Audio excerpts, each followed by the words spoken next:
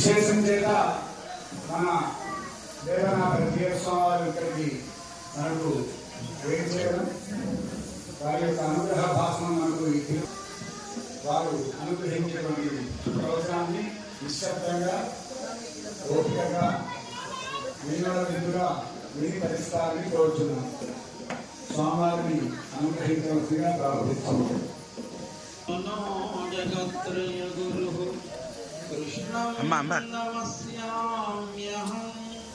कृष्णे नामशत्रवो विनिहताः कृष्णाय तस्मै नमः। कृष्णादेव समुत्थितं जगदिदं कृष्णस्य दासोऽस्म्यहं। कृष्णे तिष्ठति विश्वमेतदखिलं हे कृष्ण संरक्ष संजातं नारायण पदाश्रितं श्रीमन्नारायणं वन्दे यतीश्वर श्रियाकृष्णं। ॐ अस्मद्गुरुभ्यो नमः। जय श्रीनारायण। చాలా సంతోషం మనకి ఉండే ఆస్తి ఎంత గొప్పది అంటే ఊళ్ళో ఎన్ని ఆలయాలున్నా అన్ని ఆలయాలకి భగవంతుడు సమయం ఇస్తే వెళ్ళాలి.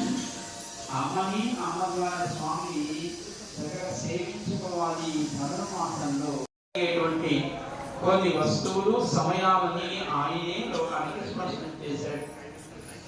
అశ్వములలో ఉత్తేశ్వరము, గజములలో ఐరావతము, మణులలో కౌస్తుభము, మాసములలో మార్గశీర్షము. ఇలా కనుక మనం వ్రతం ఆరంభించింది ఎప్పుడు? అక్కడ మార్గశీర మాసంలో ఆరంభించాం. ఇప్పుడు ధనుర్మాసం సంక్రమణం ఏర్పడిన తర్వాత ఈ వ్రతాన్ని ఆచరించాం. 7వ రోజు మొదటి 5 రోజులు కూడా వ్రతం యొక్క కాలాన్ని స్మృతిస్తూ, దాని తర్వాత 2వ పాత్రలో వ్రత నియమములు ఇవి సుమా అని చెప్పి, 3వ పాత్రలో వ్రత ఫలం ఎలా ఉండాలో లోకానికి స్పష్టం చేసి, 4వ పాత్రలో వ్రత అంతముగా చేయవలసినటువంటి స్నానములకు కావలసిన జలాన్ని, లోకానికి ఏర్పడవలసినటువంటి సృష్టి ఎలా ఏర్పడాలో వరుణుని శాసించి, 5వ పాత్రలో మన కర్మబంధం కలగడానికి భగవన్నామం తప్ప వేరొకటి మనకు అన్య ఉపాయం లేదు అని, భగవంతుడే ఉపాయము, భగవన్నామమే మన ఉపాయం సుమా అని వాయినాలు కానీ మనసినా సిద్ధిగా ఉదయం వదలమా నిన్నను స్త్రీలు చూసారు అని మనకి ఆ 5వ పాత్రలో ఈ సకల జగత్తును తన ఇచ్చాజ్ఞాన స్థితిని సృష్టించేటువంటి మాయావి అయినటువంటి శ్రీకృష్ణుని కీర్తించి, 6వ పాత్రం నుంచి 10వ పాత్రం దాకా 15వ పాత్రం దాకా ఒక్కొక్క గోపికను నిద్రలేపేటువంటి ఒక క్రమాన్ని మనకి స్పష్టం చేసింది అమ్మ. ఈనాడు 7వ రోజు 2వ గోపికను నిద్రలేపేటువంటి రోజు. దానికి మాస్టర్ వరదాచార్య స్వామి వారిని ఒక మహనీయుడు, తగిన జ్ఞానం కలిగిన వారు మనకి భగవంతుడి అనుగ్రహాన్ని పొందేటువంటి జీవుడు మోక్షానికి ఎలా చేరుతాడు అని ఒక రహస్య గ్రంథం అత్తిరాది అని అడిగితే, ఈ రహస్య గ్రంథం స్థానాన్ని 2 శ్లోకాలలో ఆయన లోకానికి అనుగ్రహించాడు. అంతా ఎవరు చదువుతూ ఉంటారు. సత్సంగాత్ భవనశివో గురుముఖ శ్రీకం ప్రపంచాత్మవాన్ ప్రారబ్ధం పరివిద్య తదీయ బాల సంబంధం. మిగతా అంతా మన లోకంలో రకరకాల బంధాలు ఉంటాయి. భర్త, భార్య, పిల్లలు, తల్లి, తండ్రి, స్నేహితులు. కానీ వీళ్ళెవరూ శాశ్వతం కాదు. మన ప్రపంచ పరిత్రాణం అని ఒక రహస్య గ్రంథం పిల్లలోకాచార్య స్వామి దాన్ని వివరిస్తూ, లోకంలో మన తండ్రి రక్షకుడా అంటే కాదు. ఎందుకంటే ప్రహ్లాదుడు తండ్రి హిరణ్యకుడు ప్రహ్లాదునే తప్పాలనుకున్నాడు. కొన్ని తల్లి రక్షకురాలా అంటే కాదు. తనకి తాను పుత్రుడి కంటే ఎక్కువ ప్రేమించిన అయ్యమ్మే పోనీ ఏమన్నా సోదరుడు రక్షకులా అంటే రావణాసుడికి లేదా సుగ్రీవుడికో వాళ్ళకో ఏర్పడినటువంటి వాళ్ళ సోదరుల వల్లనే. పోనీ మరి కుమారుడు రక్షకులా అంటే బ్రహ్మగారి కళ్ళ తీసేసిన ఎవరు ఆయన కుమారుడే. ఇలా మనకి లోకంలో ఉండే బంధాలేవి రక్షణము కాదు, మనకు ఉపాయము కాదు. మరి కొని ఓ చంద్రుడో సూర్యుడో ఇందులో వీళ్ళంతా మన రక్షకులా అంటే వాళ్ళు కూడా వాళ్ళ కష్టకాలంలో లేదా వాళ్ళకి అసురుడంలో ఏదైనా ఒక ప్రమాదం ఏర్పడినప్పుడు మళ్ళీ ఎవరిని ఆశ్రయిస్తారు, మళ్ళీ ఇంకొకరి మీద ఆధారపడి ఉంటారు.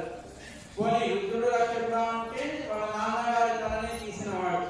కొన్ని బ్రహ్మగారి రక్షకుడా అంటే వేదాలు పోయి అయ్యో నా కళ్ళు పోయాయి, నా జ్ఞానం పోయింది, భగవన్ నాకు ఈ వేదాన్ని అనుగ్రహించమని చెప్తే సోమకాసుడిని సంపాదించి మళ్ళీ వేదాన్ని బ్రహ్మగారికి తిరిగి అనుగ్రహించిన వాడు ఒక ఆయన. లోకంలో ఎవరి రక్షకుడు కాదు, కేవలం మనందరికీ కూడా ఆజ్ఞాగతిత్వము భగవంతుడి తప్ప లేదు అని మనకి ప్రపన్న పరిష్కార గ్రంథంలో స్పష్టం చేశారు. లోకంలో ఉండే ఏ బంధం కూడా శాశ్వతంగా ఒక శరీరంలో ఉండగా ఆ శరీరంలో ఏర్పడినటువంటి దేహబంధువులు శరీరం పోతే శరీరంతో కూడా బంధుత్వాలు పోతాయి, శరీరం పోతే ఆ శరీరంలో మనం సంపాదించుకున్న అన్నీ పోతాయి. కులము మతము డబ్బు అధికారము ఇవన్నీ ఉంటాయా పోతాయా? శరీరంతో పాటు మనందరికీ ఇక్కడ వదిలించుకోవాల్సిందేనా కదా. కానీ జీవుడికి రక్షకుడు, జీవుడికి శాశ్వతమైనటువంటి సంబంధం కలిగిన వాడు పరమాత్మ. ఇది తెలిసి ఈ లోకంలో ఇది ఏదైతే భావం అంటే సంసారం, ఎప్పుడైతే సత్సంగం ఏర్పడుతుందో అంటే భగవద్ విశ్వాసం కలిగినటువంటి వ్యక్తులతో స్నేహం ఏర్పడుతుందో అప్పుడు ఏమవుతుంది? భావ నిస్పృహ. ఈ సంసారం అనేటువంటి బంధం పట్ల మనకు వైరాగ్యం ఏర్పడుతుంది. దానివల్ల భావ నిస్పృహ గురుముఖ శ్రీశం ప్రపద్యాత్మవాన్.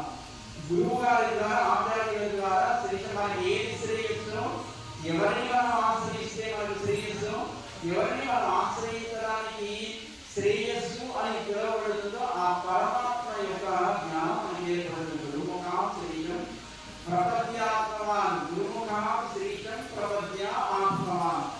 ఆత్మవాన్ అంటే గురువు చెప్పేటువంటి ఉపదేశం చేత జ్ఞానం పొంది తాను ఆత్మను అనేటువంటి ఒక భావన వాడికి ఏర్పడుతుంది. ఆత్మవాన్ అవుతాడు.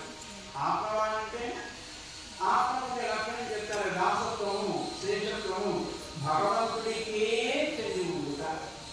ఆ భగవంతుడికే చెంది ఉండటాన్ని జ్ఞానం ఎప్పుడు ఏర్పడిందో అప్పుడు వాడు ఆత్మవాన్ అయ్యాడు. ఆత్మ కలిగిన వాడు. లేకపోతే అప్పటిదాకా దాని ఆత్మను పిలవాల్సిన అవసరం లేదు. గురుముఖ శ్రీశం ప్రపద్యాత్మవాని. భగవంతుడిని ప్రపద్య అంటే శరణాగతి చేస్తాడు. ఎవరు? తాను ఆయనకే చెందినవాడనే జ్ఞానం ఏర్పడినవాడు. అది ఎవరి వల్ల ఏర్పడుతుంది? గురువు వల్ల ఏర్పడుతుంది. ఆ గురువు ఎట్లా లభిస్తాడు? సత్సంగం వల్ల లభిస్తాడు. ఆత్మవాన్ శ్రీశం ప్రపద్యాత్మవాన్. ప్రారబ్ధం పరివిద్య. ఈ ప్రారబ్ధము సంచితము ఆగామి అని మనం వింటూ ఉంటాం. జన్మాంతరంలో చేసుకున్నటువంటి కర్మంతా కూడా ఎక్కడో ఒకక్కడ అది రాశీభూతమై ఉంటుంది. దాంట్లో కొంత తీసుకొని ఈ జన్మలో మనం అనుభవిస్తున్నాం. మన విధాలుగా వెనకాల దాన్ని సంచితము అని అంటాం. ఇప్పుడు అనుభవించేది ప్రారంభం. ఈ ప్రారంభం అనుభవించడం మళ్ళీ కొత్త కర్మలు చేస్తాం. ఈ చేసిన కర్మలు మళ్ళీ మరొక జన్మకి కారణం అవుతాయి. వాటికి ఆగామి అని పేరు. కనుక మనకుండే కర్మ సంచితము, ప్రారంభము, ఆగామి. ఇవన్నీ కూడా ప్రారంభం పరివృత్య కర్మ శకలం. ఎప్పుడైతే వాడు గురువును ఆశ్రయించాడో, ఎప్పుడైతే భగవంతుని ఆ జ్ఞానాన్ని పొందాడో, సంచితము ఆగామి అనేటువంటి కర్మలు కాస్త దగ్ధమవుతాయి. మనకి నిన్నటి పాత్రలో అమ్మటైన వాయినాలు పాడి అనత్యాలు పోయే దేవం పుగదలమానం నిండలము. ముందున్నటువంటి ఆ కర్మ, రాబోయే కర్మ, ఈ రెండు కూడా ఏమొస్తాయి? ఏదో భూమిలో చిన్న నిప్పు నిప్పుకణం పడితే ఆ గురి మొత్తం ఎలా అయితే దగ్ధమై కనపడకుండా పోతుందో మన కర్మబంధాలు కూడా అలాగే తొలగుతాయి. భగవంతుడి నామాన్ని పలికితే, భగవంతుడి మనసారా స్మరిస్తే. కానీ మిగిలిందేది? వెనకాలంది పోయింది, ముందు రాబోయేది పోయింది. ఉన్నదైతే వర్తమానంలో ఉంటుంటారు, అదే ప్రారంభం ఉంటాం. ప్రారంభం పరివిద్య. మనం ఉన్న సమయంలోనే ఆ ప్రారంభ కర్మను అనుభవించి కర్మచకలం ప్రక్షీణ కర్మాంతర. ఏ మాత్రం కర్మ మనకి ఇక విశేషమై అనుభవించవలసినటువంటి కర్మ ఏమి లేకుండా అది మొత్తం కూడా భగవంతుడి సమర్పణం చేత అదంతా ప్రవహించబడి న్యాసాతు దేవ అంటే ఆయనని ఆశ్రయించడం, ఆయన మీదనే భావాన్ని ఉంచడం. న్యాసము అంటే ఉంచడం, ఏముండడం? అయ్యా నువ్వే గతి, నువ్వు తప్ప నాకు వేరొక గతి లేదు అనే భావన భగవంతుడి విషయంలో కలిగి ఉండుట న్యాసము. న్యాసాతు దేవ నిరంకుశ ఈశ్వర దయామయ. ఆయన నిరంకుశుడు అంటే మనం చేసిన దోషాలకి, మనం చేసిన కర్మాలకి దానికి తగిన శరీరాలు ఇచ్చేవాడు. కానీ ఎప్పుడైతే మనం ఆచార్యులను ఆశ్రయించామో, ఎప్పుడైతే మనం సత్సంగాన్ని పొందామో, ఎప్పుడైతే మనం ఆయన అనుగ్రహాన్ని పొందామో, ఎప్పుడైతే మన కర్మ నిశ్శేషమైందో ఆ నిరంకుశమైన పరమాత్మని దయ కలిగి మనల్ని అనుగ్రహిస్తాడు. నిరంకుశ ఈశ్వర అంటే సకల లోకాలను నియమించేవాడు. ఈశ్వర పదం నియామకుడు అని చెప్తుంది. కనుక నిరంకుశ ఈశ్వర దయా నిర్గుణమాయాన్వయ. ఈ హృదయ గ్రంథిలో ఉండేటువంటి జీవుడు ఆర్ధాగ్రహ మధ్యగమని ద్వారాతు మహీన్యత. దాకా ఉండేటువంటి ఒక నాడి, సుషుమ్న నాడి ఉందా, ఆ జీవుడు ఈ శరీరాన్ని వదిలేటప్పుడు ఈ బ్రహ్మానందాన్ని జీర్ణించుకొని తాను పరమపదానికి ప్రయాణం ప్రాప్తికి దీని పూర్వని మాత్ర అర్ధ అంశకు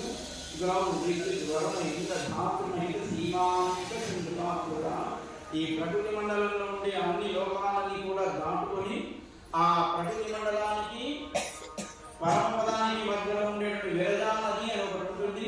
దాంట్లో చక్కగా అవగాహించి అంటే తనకు ఉండేటువంటి సూక్ష్మ శరీరాన్ని కూడా ఆ జలములలో స్నానం చేయడం ద్వారా దాన్ని కూడా తొలగించబడి అమానవ కరస్పరిచ చేత పరమపదంలోకి చేరుతాడు. సాలోక్య అక్కడ ఆయన లాంటి రూపాన్ని, భగవంతుడు లాంటి రూపాన్ని పొందుతాడు. సాలోక్య ఆయన దగ్గరికి చేరగలుగుతాడు. సామీక్య ఆయనలో ప్రకాశించే 8 గుణాలు ఆ జీవుల్లో కూడా ప్రకాశిస్తాయి. ఆ లోకంలో భగవంతుడు అనుగ్రహించేట సాయుజ్యము అని మోక్షము అంటారు. అంటే ముందుగా భక్తుల యొక్క భగవంతుడి పైన విశ్వాసం ఉన్నవారి యొక్క సహచర్యం కావాలి. అది నిర్ణయించి మనకి అమ్మ ఆలోచించి ఒక్కొక్కరిని నిర్ణయించుడు వారితో కలిసి వారితో కూడి కృష్ణుడి భవనానికి, నందగోపుడి భవనానికి ప్రయాణం అవ్వాలని 10 మంది నిధులు. దాంట్లో మనకి వ్యాఖ్యానకర్తలు ఆడవాళ్ళని, ఆచార్యుల్ని మనకి నిధులేపబడుతున్న గోపికలుగా చెబుతారు. అంటే ఒక్కొక్కరికి వాళ్ళకు గొప్పతనం ఉంటుంది. ఆడవాళ్ళకు గొప్పవాళ్ళని, మరి వాళ్ళ వారి గొప్పతనం ఉంటుంది. అలాంటి గొప్పతనం కలిగినటువంటి గోపికలు ఒక్కొక్కరిని నిద్రిస్తున్నారు. ఈ నిన్నటి పాత్ర నుంచి మనకి భగవంతుని పొందాలంటే మనం ముందుగా ఆయన గురించి వినాలి, శ్రవణం చెయ్యాలి. ఆ తర్వాత మననం చెయ్యాలి. ఆయన కళ్యాణ గుణములని వాటి అర్థాన్ని చక్కగా మననం చేయడం వల్ల అదేమవుతుంది, మన బుద్ధిలో స్థిరంగా ఉండి మనం ఆయన గురించి ఏదైనా స్మరించాలని కూర్చున్నప్పుడు మనకి ఒక యోగం ఏర్పడుతుంది. కూర్చోగలిగేటువంటి ఒక యోగ్యత ఏర్పడుతుంటే శమధమములు ఏర్పడతాయి. అంటే ఇంద్రియ నిగ్రహము, అలాగే జ్ఞానేంద్రియ నిగ్రహము, కర్మేంద్రియ నిగ్రహము అంటారు. అంటే శరీరము, ఇంద్రియములు కూడా మన అధీనంలోకి వెళ్తాయి. అప్పుడు మనం కూర్చొని ఆయన గురించి కొద్దిసేపు అయినా మనం ధ్యానం చేయగలుగుతాం. దీన్నే శ్రవణ మనన నిధిధ్యాసితము అని మనకి ఉపనిషత్తులు చెబుతున్నాయి. అంటే మనం ఆయన పొందాలంటే ఏం చేయాలి? ముందుగా శ్రవణం చేయాలి, తర్వాత మననం చేయాలి, తర్వాత ఎక్కడో ఒక చోట ఆయన్ని స్మరిస్తూ ఉండగలిగితే ఈ లోకంలో ఉన్నా కూడా, ఈ లోక వ్యవహారంలో ఉన్నా కూడా లోపల భగవంతుడు ఉన్నాడనే విశ్వాసం ఎప్పుడైతే స్థిరమవుతుందో అప్పుడు మనం చేసే పనులు చేస్తూ ఉంటాం.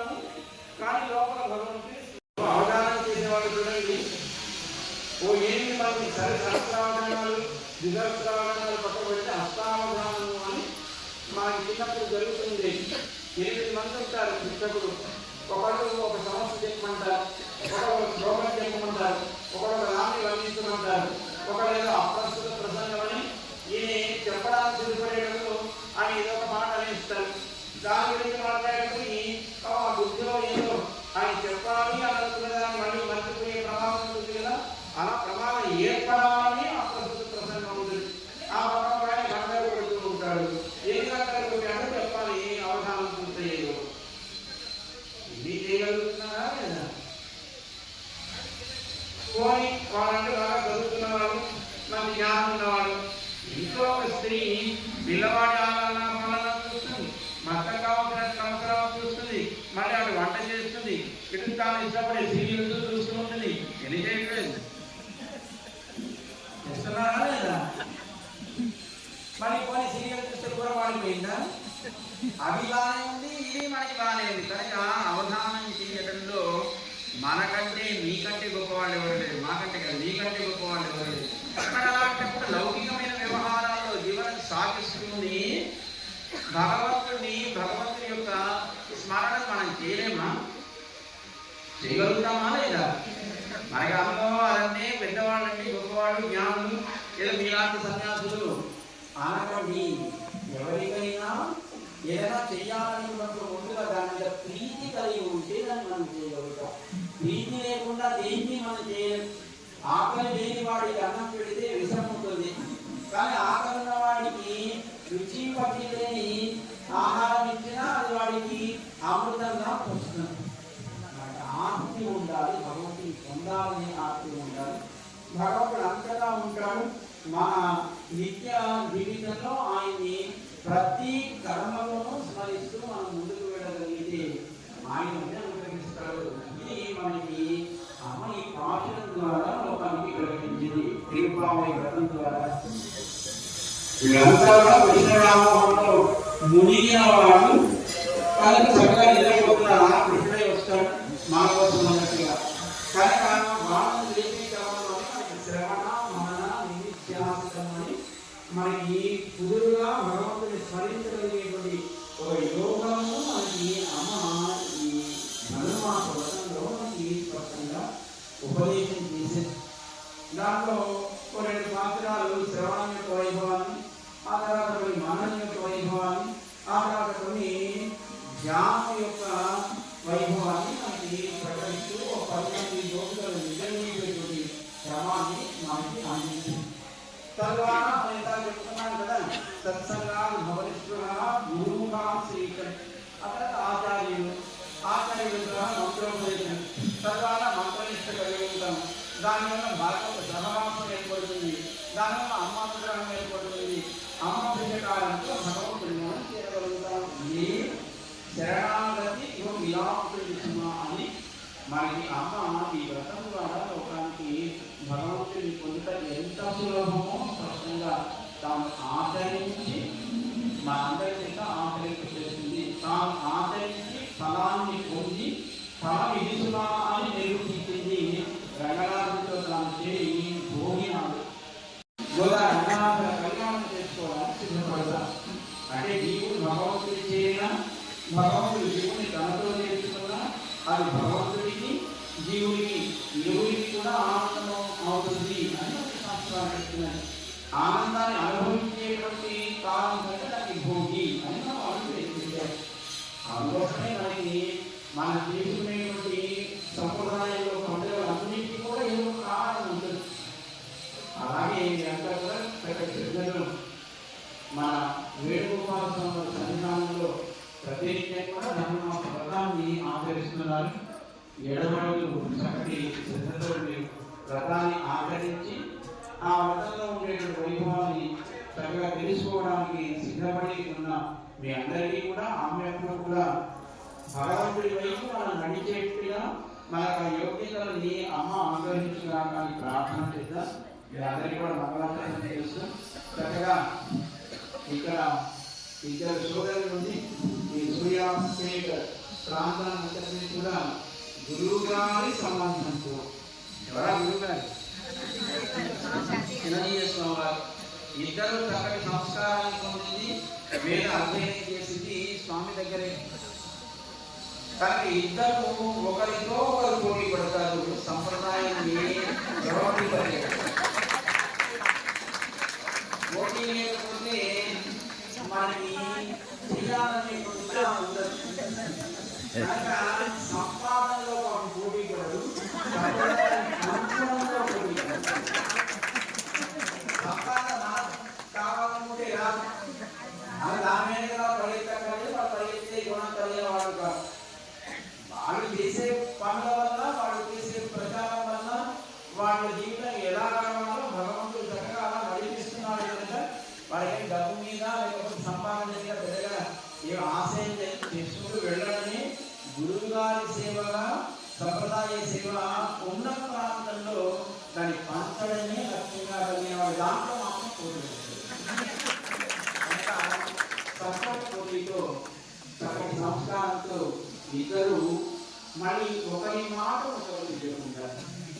మీ అందరినీ కలుపుకుంటూ ఆలయాలు ఎన్నున్నాయి కానీ ఒక ఆయన వెంకటేశ్వర స్వామి పేరు మీద ఉన్నాడు, ఒక ఆయన కృష్ణుడు పేరు మీద ఉన్నాడు కనుక వారు వాటిని ఆస్తిగా భావిస్తారు కనుక వాటిని సంరక్షిస్తూ వాటి ద్వారా ధర్మాంతరంగా రక్షిస్తూ మీ అందరినీ కూడా భగవత్ తత్వం వైపు నడిపిస్తున్నారు.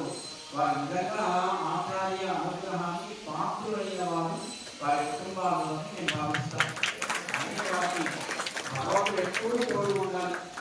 మీలాంటి భక్తులను ఎప్పుడు కూడా వారి దగ్గరికి తీరుస్తూ సంప్రదాయ నిష్ఠను పెంచేట్టుగా చేయాలి అని మేము భగవంతుడిని ప్రార్థన చేస్తూ జై శ్రీరామ్. మనందరి అదృష్టం చేత ఈరోజు ప్రతి జిల్లాలను కూడా పర్యటిస్తూ మన సూర్యాపేట జిల్లా కేంద్రమైనటువంటి మన సూర్యాపేట పట్టణానికి రాత్రి వేయడం జరిగింది.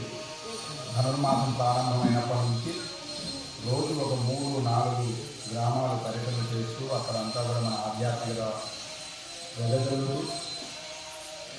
ధనుర్మాసం చివరాఖరి వరకు అన్ని జిల్లాలు పర్యటించాలి అని స్వామివారు అక్కడి నుంచి బయలుదేరడం జరిగింది. నిన్న మిర్యాల కూడా నేరుగా పోరాడ చూసుకొని అక్కడి నుంచి ఈరోజు మన అందరినీ కూడా ఆశ్రయించడానికి స్వామివారు ఏం చేసినందుకు గాను మన సూర్యాపేట పట్టణ భక్త బృందం తరఫున మన వికాస తరంగి శాఖ తరఫున స్వామివారికి వాస్తవపూర్వక ధన్యవాదాలు తెలియజేస్తూ మనందరం ఎంతో అదృష్టం చేస్తున్నాం.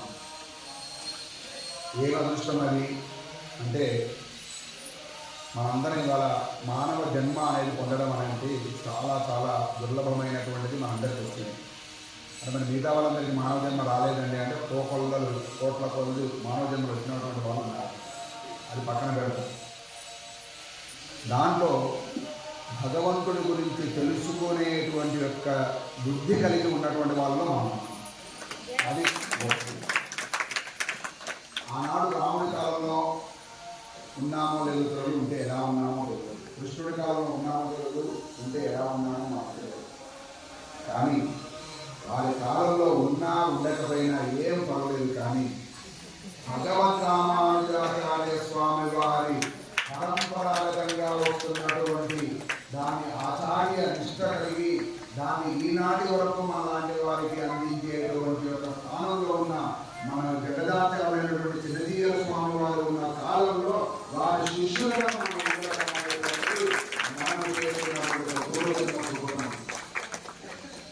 ఎందుకంటే 84 లక్షల జీవరాశి ఉంది. దాంట్లో ఎన్ని జన్మలు ఉన్నాయో, ఎంతమంది ఎలా ఉన్నారో, ఎట్లా వచ్చారో మనకు తెలియదు. కానీ ఇవాళ వారు ఉన్నటువంటి సమయంలో మనము ఈ జిజ్ఞాస కలిగినటువంటి వారుగా వారి శిష్యులమై ఉండడం అనేటువంటిది గొప్ప వరమని మనం తెలుసుకోలేకపోతున్నాం. వారి అనుగ్రహం చేత వారిని అనుగుణంగా అనుసరిస్తూ స్వామివారు ఈరోజు మన సూర్యాపేట పట్టణానికి విచ్చేయడం, విశేషమైనటువంటి ధనుర్మాస వ్రతంలో విచ్చేయడం అనేటువంటిది ఇంకా మనకు మహత్వాక్యం. స్వామివారికి మరొకసారి మన సూర్యాపేట తరఫున ధన్యవాదాలు తెలియజేస్తూ, ఇందాక స్వామివారు కృప చేశారు.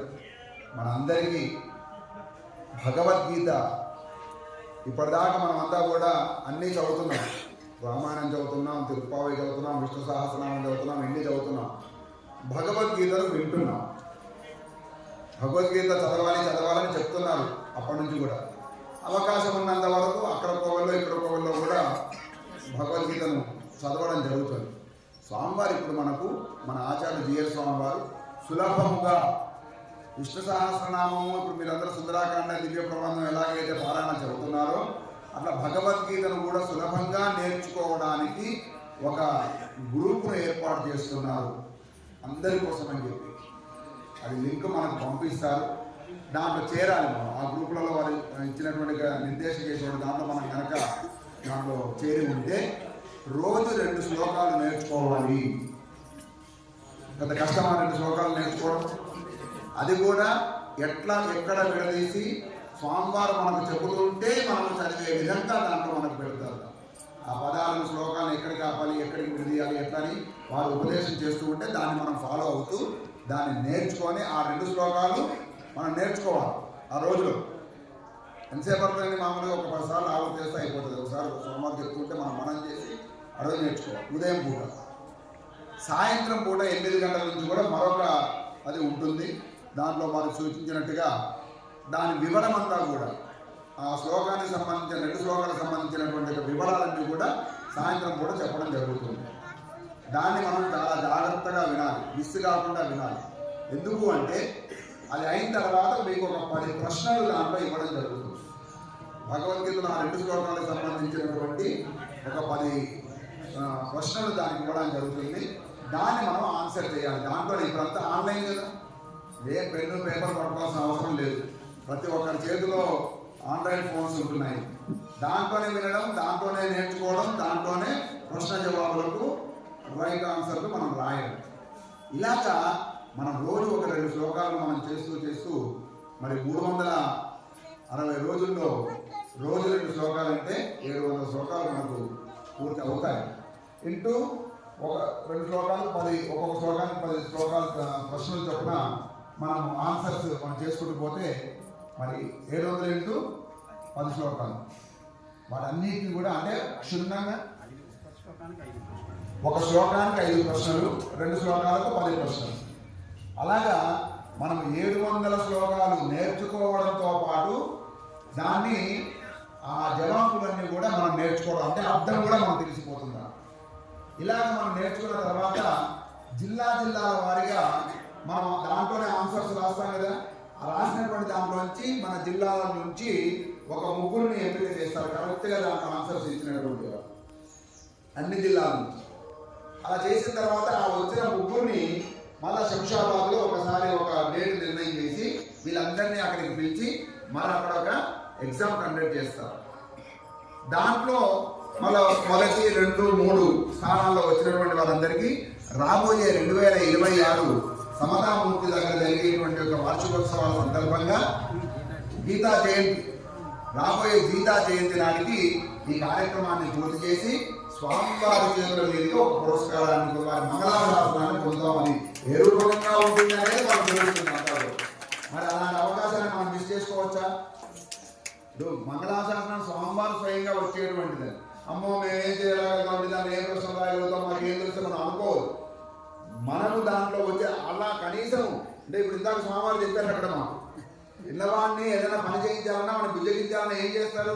ఓ చాక్లెటో బిస్కెటో లేకపోతే ఒక పంటో ఏదో చూపించి నాన్న ఇది కావాలంటే నిశ్శబ్దంగా ఉండు, లేకపోతే ఈ పని చెయ్యి, లేకపోతే ఇది చదువు అని పిల్లవాడికి ఎలా చూపిస్తారు? మరి మనకు కూడా అలా చూపిస్తేనే కదా వీడు కూడా చదివి వాడికి ఫస్ట్ క్లాస్ మార్క్స్ మళ్ళీ తర్వాత 2వది ప్రమోట్ అట్లా వస్తుంటారు. సో అవి వాటి కోసమే. కానీ దానికి ఉన్నటువంటి యొక్క వెనకాతలో ఉన్న అర్థం ఏంటి? మనందరికీ కూడా భగవద్గీతలో ఉండేటువంటి అర్థం క్షుణ్ణంగా మనకు తెలవాలి అనేటువంటి ఉద్దేశం చేత ఆ కార్యక్రమాన్ని సులభంగా, ఎంత సులభం, రోజు 2 శ్లోకాలు నేర్చుకోవడం, దాని అర్థాన్ని వినడం. ఇప్పుడు మనందరం స్కూళ్ళకి వెళ్ళి క్లాసులు విని అది అయిన తర్వాత పరీక్షలు రాస్తేనే కదా మనకందరికి కూడా 1వ తరగతి 2వ తరగతి 3వ తరగతి 5వ తరగతి 10వ తరగతి పిల్లలందరూ కూడా బాగా చదివి కంప్యూటర్ నేర్చుకుని ఉద్యోగాలు చేస్తున్నారు. మనం రాయగలుగుతున్నాం, చదవగలుగుతున్నాం. మన ఆత్మ ఉజ్జీవనం కోసం కావాలి అంటే ఈ పరీక్షల్లో కూడా మనం నెగ్గి తీరవలసిందే. ఆ భగవద్గీతను మనం తెలుసుకోవాల్సిందే.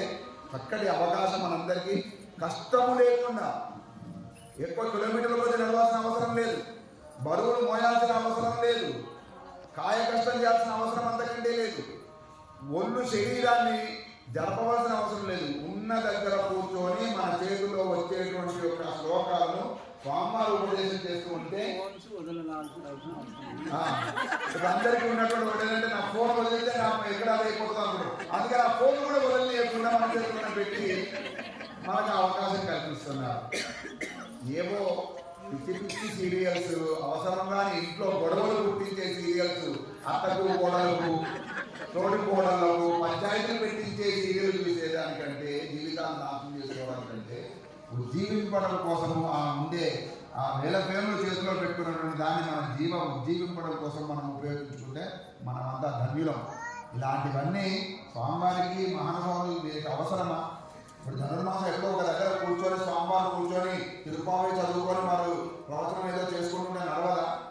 ఎందుకు మన కోసం ఇంత ఆర్గనైజేషన్ వాళ్ళు పొద్దులు లేచి మరి ఇప్పుడు మన దగ్గర కానీ ఇక్కడ నుంచి బయలుదేరి మన ఎక్కడో ఏ పాలకొట్టి కొడగండ తొలూరు వాళ్ళకి చేరాలి. రాత్రి రోజు ఇలా ప్రయాణం పొద్దులు లేస్తే 5 గంటల నుంచి విడమల ఆరాధన అక్కడ భక్తులతో వాళ్ళు చేసుకుంటూ మాట్లాడారు. ఇలా తిరగడం అంటే ఒక్క రోజు మనం 1 గంట ప్రయాణం చేస్తే అలసిపోవడమే, ఇంటికి వచ్చి అబ్బా నేను అలసిపోయానని 2-3 గంటలు వేసి మనం విశ్రాంతి తీసుకోవడానికి ప్రయత్నం చేస్తామే.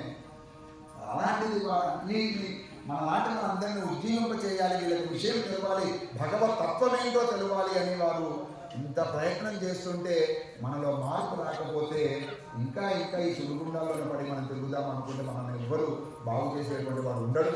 కాబట్టి మనకు ఇచ్చిన అవకాశాన్ని తప్పకుండా ప్రతి ఒక్కరము ఆ ప్రైజ్ వస్తుందో రాదు కానీ గొప్పనైన ప్రైజ్ మనం హృదయంలో స్వామివారి మీద పెడుతున్నాం. మన అందరం కలిసి ఆ గీతా జయంతి నాడు ఈ నేర్చుకున్నటువంటి భగవద్గీతలు అందరం కూడా పుస్తకము చూడకుండా, అంటే గీతా జయంతి అంటే మొన్న అయిపోయింది మనం, అంటే ఇక్కడ సుమారు సంవత్సరం కాలం 11 నెలల కాలం ఉంది మనకు. రోజు 2 శ్లోకాలు నేర్చుకున్న దాన్ని మనం చదువుతూ ఉంటే పుస్తకము చూడకుండా మనం ఇంకొకటి ఏంటంటే ఎలా పడితే అలా చదవడం కాదు, దాని రాగయుక్తంగా ఎక్కడ చదవాలి, ఎక్కడ ఆపాలి, ఎక్కడ చదవాలి అనేటువంటి దాన్ని కూడా స్వామివారి యొక్క స్వరము ద్వారా మనం నేర్చుకునే అవకాశం.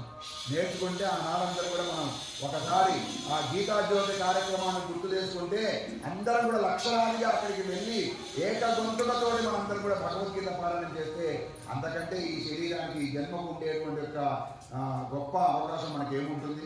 తప్పకుండా మనందరం కలిసి ఆ దాంట్లో అన్వయించి తప్పకుండా స్వామివారి ఇచ్చిన అవకాశాన్ని ఉపయోగించుకుందామని తెలియజేస్తూ స్వామివారికి మరొకసారి మన సూర్యాపేట పట్టణ తరపున ఇక్కడ వేణుగోపాల స్వామి దేవాలయం పక్షాన, వెంకటేశ్వర స్వామి దేవాలయం పక్షాన, మన గ్రామం అందరి పక్షాన కూడా స్వామివారికి దాసోహం కూడా ధన్యవాదాలు తెలియజేసుకోవాలి. జై శ్రీమన్నారాయణ.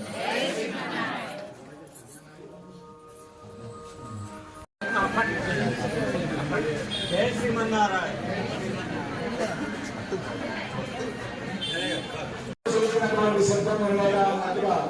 శాస్త్రాన్ని వారు మధించిన అందరికీ కూడా అందిస్తున్నారు. వారి యొక్క ప్రవచన రూపంలో మన అందరి అదృష్టం ఈ రోజు వారు ఇలా భరద్వాజ మహర్షి వెంకటేశ్వరుగా భావిస్తున్నారు. జై శ్రీమన్నారాయణ.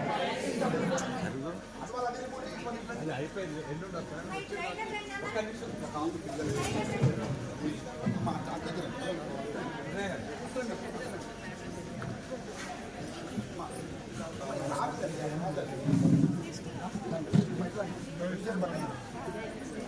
ఇట్లా రండి వరుసగా పక్కకి వెళ్ళిపోండి. అమ్మా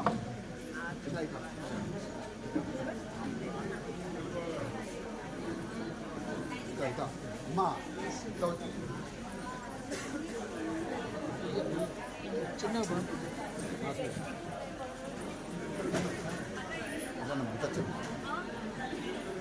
లేదు మాట బాబు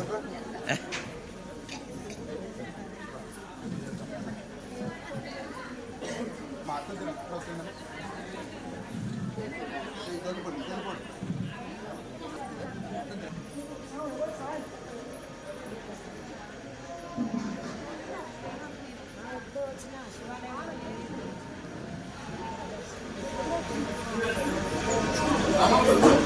మన